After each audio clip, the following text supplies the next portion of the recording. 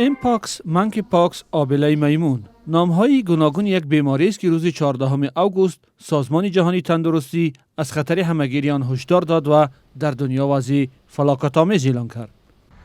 وزارت تندرستی تاجیکستان میگوید برای پیشگیری از آمدن این بیماری به کشور در 4 فرودگاه بین المللی و گذرگاه‌های مرزی دستگاه‌های لازم را نصب کرده است.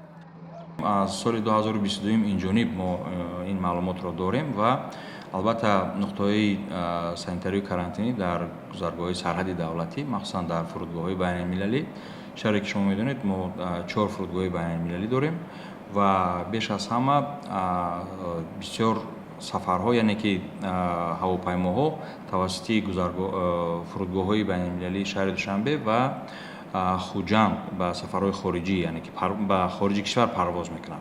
ولی گفته نمی شود که تفتیش در مرزها چگونه و با چه جهاز گذرانده می شود، چون وزارت پیشتر گفته بود که مواد و دستگاه سنجشی و این بیماری را ندارد.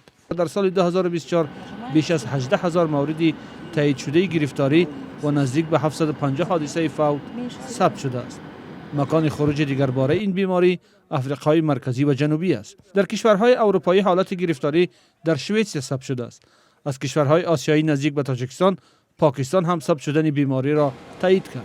معاون سرطبیب بهداشتی تاجیکستان میگوید مسافرانی را که از تاجیکستان به کشورهای زیر خطر میروند یا مسافرانی که از آن جایها میآیند زیر نظارت دارند و معلومات آنها را به قید میگیرند. البته ما کرانتین رو بعد از اخلاً پیدا شدن یک گمانبر باید اعلام داشته باشیم، اما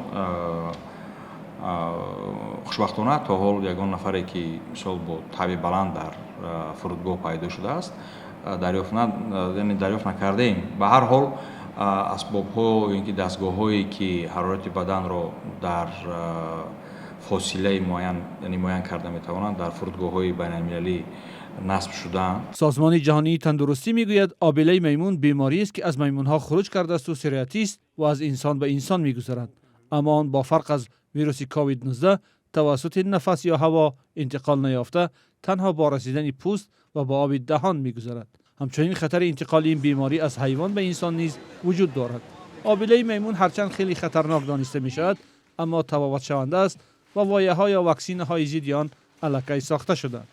این بیماری را توسط تست و اصول‌های آزمایشگاهی معین می‌کنند. تاجیکستان میگوید هرچند تست و واکسین‌های ضد این بیماری را ندارد، اما با سازمان جهانی تندرستی وارد گفتگو شده است.